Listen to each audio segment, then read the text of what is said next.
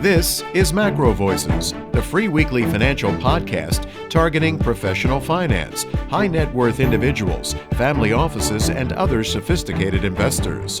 MacroVoices is all about the brightest minds in the world of finance and macroeconomics telling it like it is, bullish or bearish, no holds barred. Now, here are your hosts, Eric Townsend and Patrick Ceresna.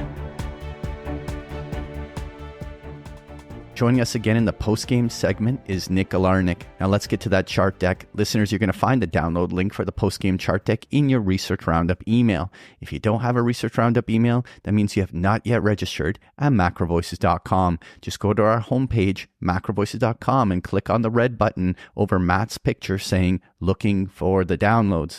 Now, Eric, let's get to crude oil, starting with the EIA inventory. EIA printed a drawdown of 4.3 million barrels of crude oil, but Cushing, Oklahoma built 1.2 million barrels of desperately needed crude, bringing the supply in Cushing back up to a little closer to normal levels. Gasoline building 409,000 barrels, distillates building 1.5 million barrels. U.S. production held unchanged at 13.1 million barrels.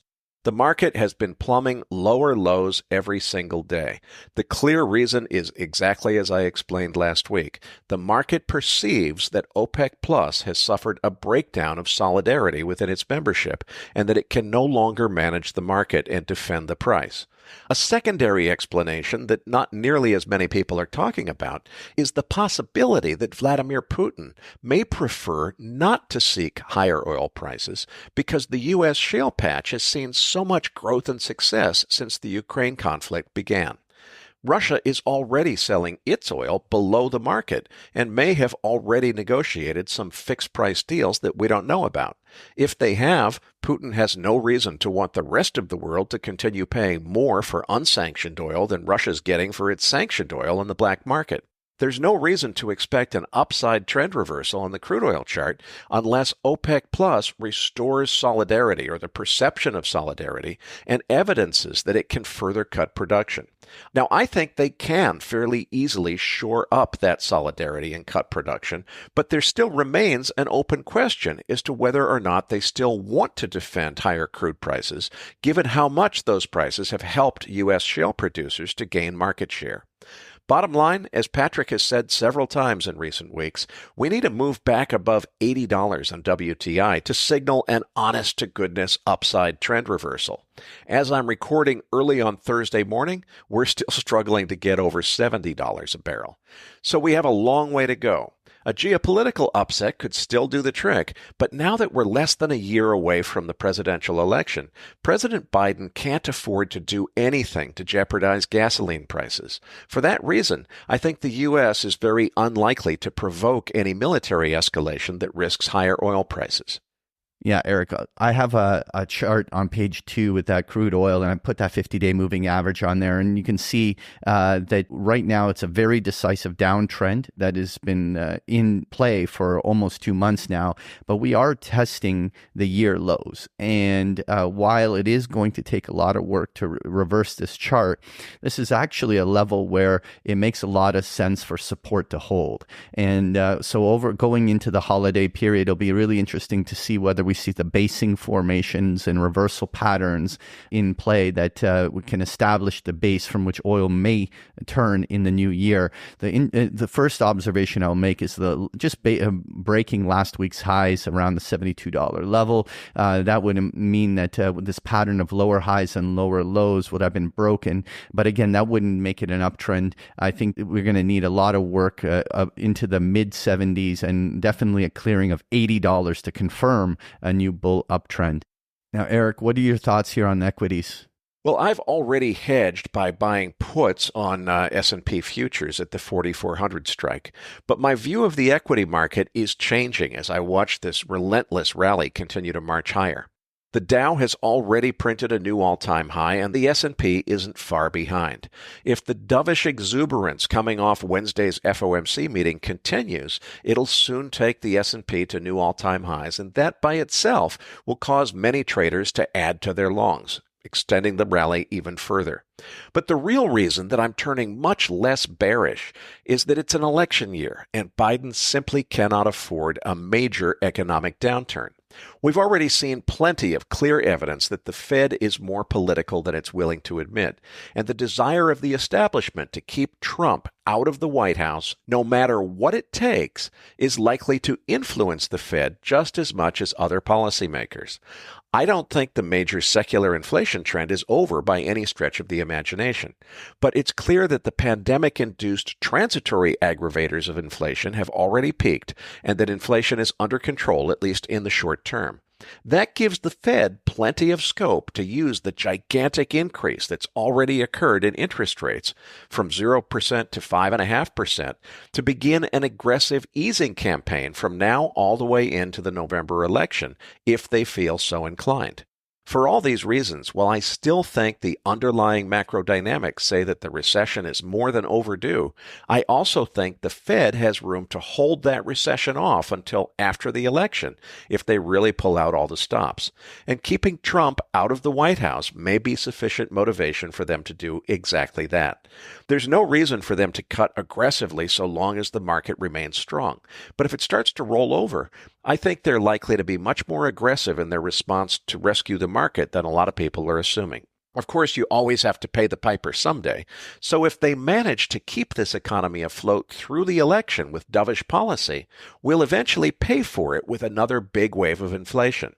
But I think they have more than enough room to kick the can down the road for another year if they want to.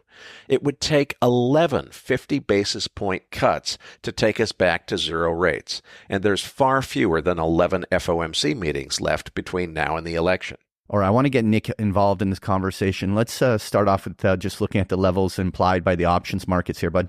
Yeah, Patrick. So the spot price right now on SPX is approximately 47.10. The implied move for the January 19th monthly OPEX is plus minus 120 points, which denotes a potential upside of 48.30, which would exceed all-time highs, and a potential downside of 45.90. Now, right now, we have key resistance above at 4,800, just near those all-time highs, and key support below at 4,600. Given the rapidity of the move up over the last few weeks, I mentioned last week I thought we'd see a top-out area of around 4,650. Now, Powell came in dovish instead of hawkish yesterday, which spurred the market a bit higher than I thought it would push. That being said, I do think post-monthly OPEX for December, which is tomorrow, we'll see a decline into next week somewhere around the 4,650 area, possibly as low as 4,590. Before resumption to the upside at new all-time highs into the January OPEX. Following that, I do think we see some turbulence into middle of next year with downside around 4,000. That's my longer-term view. Nick, those are great observations. The S&P 500, I put on page 4, the weekly chart, is just testing its all-time high. And this is actually a really important technical moment because if for whatever reason the market did have actually the bullish follow-through impulse to break to a higher high, it's going to rile up the animal spirits and investors, and it'll be really hard to say that it's just going to stop here. I mean, we could even burst to 5,000 on the upside just on that momentum alone. With that said, typically when testing a previous high like this, it is a level that usually acts as resistance, and that first test often rejects there. And so it'll be really interesting to see whether or not the market fades off of a retest of these highs to the kind of levels you were suggesting, retesting down toward 4,650 or something like that would be completely realistic. But boy, are we at an interesting moment in the markets where Powell is certainly not creating any resistance for the bulls to embrace that dovishness.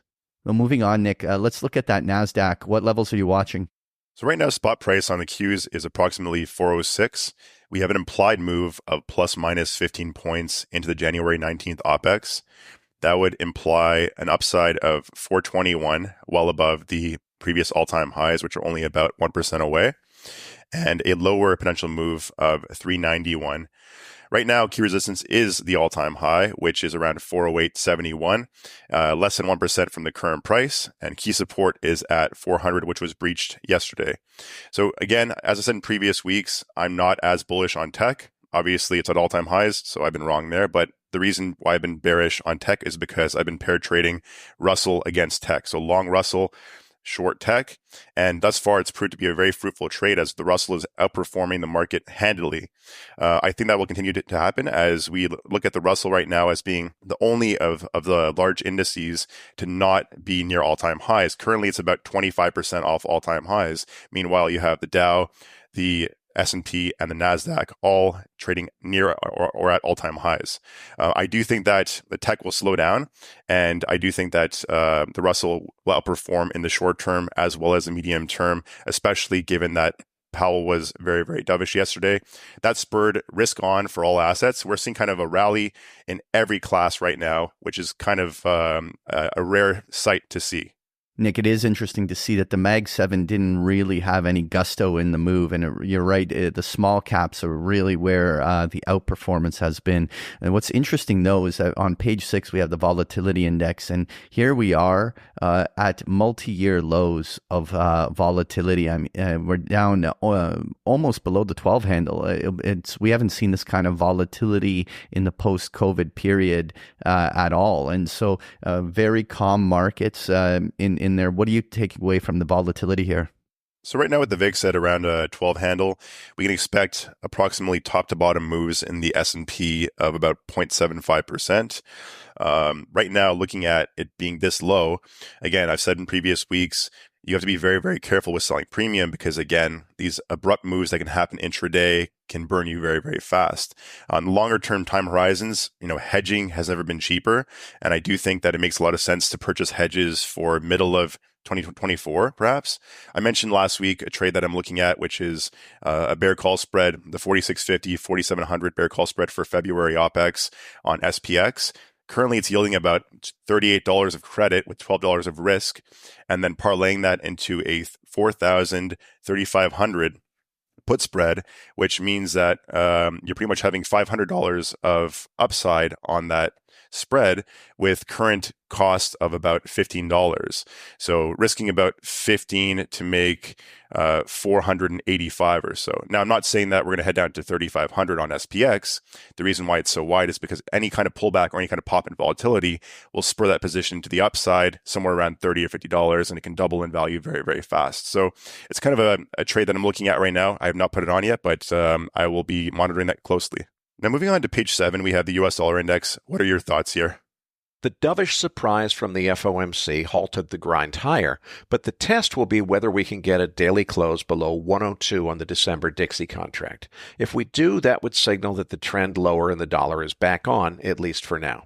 Eric, you're right. The dovish surprise really spurred that dollar lower, and we don't see the reactions yet from the ECB. But if this has started a new down leg in the dollar, it may come right down to the 100 handle on the Dixie, and that truly can be a tailwind for risk assets and things like gold. So it'll be really interesting to see whether the follow through continues. Now, Eric, you added in this chart on gold on page 8. I'm interested in hearing your thoughts here. I added my own gold chart to the deck this week to illustrate the conundrum I see in this market. There are two price channels in play here. The big one dates back to the November 2022 low around 1620, and that's the major uptrend. Then there's a much steeper upward channel that starts from the October 6th low just before the Hamas attack on Israel. The second leg of that narrower channel has an upside measured move target of 2140, and we already hit that target. As we discussed last week, I thought 2020 was going to hold this market on the retrace, or that maybe at the worst case we might see a very brief retest of 2003, which at that time was channel support on the narrow channel. When we broke down below that decisively this week on fears about which way the CPI print and the FOMC meeting might go, I became concerned that the steeper channel had now been invalidated, and if sustained, that could signal that a move all the way down to 1880 could be in the cards. That still wouldn't invalidate the major uptrend in the wider channel, but it would be a move that many traders were not expecting. The market tested 1988 on Tuesday evening and was looking pretty ominous going into the FOMC statement. The dovish surprise of Wednesday's FOMC statement gives the appearance of having changed everything. Now suddenly the market's back up in the steep and narrow up channel, and it's tempting to pop the champagne corks and declare 2300 is the next upside target. But until the knee-jerk of the FOMC statement, this chart was looking awfully bearish, and the sudden move off the sub-2000 level before the FOMC left plenty of single prints on the TPO chart, implying that a downside retracement could still be in the cards once the initial exuberance of the dovish FOMC surprise wears off.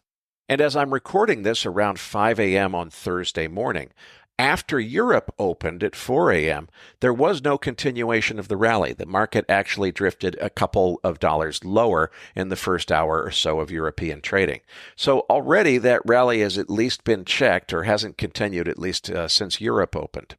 So long as the news flow continues to be dovish and the market continues to expect rate cuts rather than rate hikes, I think the charge higher is probably going to be back on. My point is simply that it would only take a little bit of hawkish messaging from the Fed to knock the yellow metal out of that steep and narrow up channel. If that happens, we need to prepare for the possibility of a test of 1900 or even lower. That still wouldn't invalidate the larger uptrend depicted by the wider channel. But when you consider that we already hit the upside measured move target on December 4th of 2140, which was also a new all-time high, and then printed a gigantic reversal candle on the very same day, the risk that this downside correction still isn't over remains very real. That was a false upside breakout from a new all-time high that quickly reversed to more than $100 below the prior all-time high level, and that's an inherently bearish signal. The last several times we tested all-time highs in gold, corrections several $100 lower ensued each time. On the positive side, the move down to 1988 pushed the slow stochastics into deeply oversold territory, and now they're pointed straight back up, thanks to the dovish FOMC surprise. If we can keep the upside momentum going for a few more days, and particularly if we can get above the prior all-time high zone between 2063 and 2085, I'll be ready then to sound the all clear and figure that 2188 is the next measured move target higher. But if we break down out of the steep and narrow channel, and particularly if we see a new daily close below 1988, I think it makes sense to reset our sights on 1900 or below as the downside target for this correction before the broader uptrend continues. Eric, generally, I agree with your channels. Overall, the way I look at it, though, is that the pattern of higher highs and higher lows has not been broken, and especially the breakout on the upside of gold has now occurred on the breakdown of the dollar.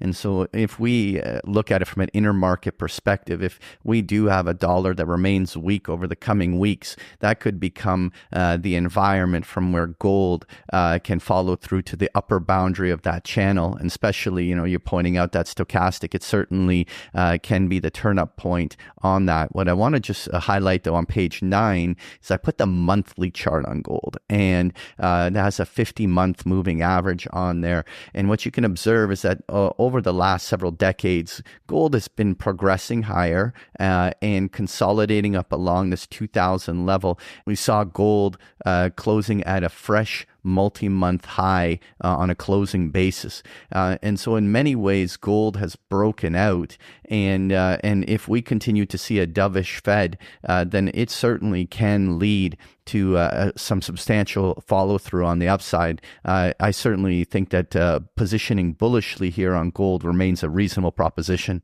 Now, Eric, you wanted to comment on uranium. What's on your mind here?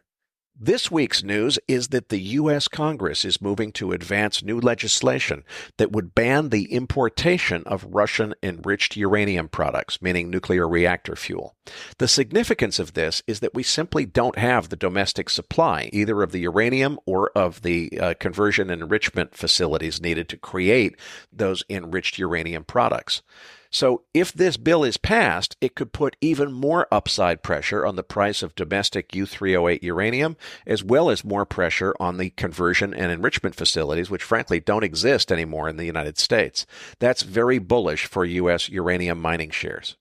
That certainly will continue to be a tailwind, Eric. And when we look at that chart on page 10, the trend has been relentless. That the U308 continues to just truck along on the upside, and the Sprott Physical Uranium Trust, which we have the chart of, just keeps making higher highs, higher lows in a beautiful upwards channel that really does not seem to be interrupted at this moment. There could easily still be a 10% upside on this chart move, and while it's a very mature trend that's been in play for almost a half a year, but overall there's no evidence that the trend has shifted or it's imminently going to stall. So remaining bullish uranium makes a whole lot of sense. Folks, if you enjoy Patrick's chart decks, you can get them every single day of the week with a free trial of Big Picture Trading. The details are on the last pages of the slide deck, or just go to bigpicturetrading.com.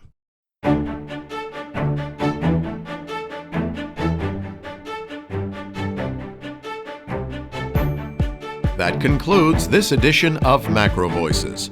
Be sure to tune in each week to hear feature interviews with the brightest minds in finance and macroeconomics. MacroVoices is made possible by sponsorship from BigPictureTrading.com, the Internet's premier source of online education for traders. Please visit BigPictureTrading.com for more information. Please register your free account at MacroVoices.com. Once registered, you'll receive our free weekly Research Roundup email containing links to supporting documents from our featured guests and the very best free financial content our volunteer research team could find on the internet each week. You'll also gain access to our free listener discussion forums and research library. And the more registered users we have, the more we'll be able to recruit high-profile feature interview guests for future programs. So please register your free account today at macrovoices.com if you haven't already. You can subscribe to MacroVoices on iTunes to have MacroVoices automatically delivered to your mobile device each week free of charge. You can email questions for the program to mailbag@macrovoices.com, and we'll answer your questions on the air from time to time in our mailbag segment. MacroVoices is presented for informational and entertainment purposes only. The information presented on MacroVoices should not be construed as investment advice. Always consult a licensed investment professional before making investment decisions. The views and opinions expressed on MacroVoices are those of the participants and do not necessarily reflect those of the show's hosts or sponsors. MacroVoices, its producers, sponsors, and hosts Eric Townsend and Patrick Ceresna shall not be liable for losses resulting from investment decisions based on information or viewpoints presented on MacroVoices. MacroVoices is made possible by sponsorship from BigPictureTrading.com and by funding from Fourth Turning Capital Management, LLC. For more information, visit MacroVoices.com.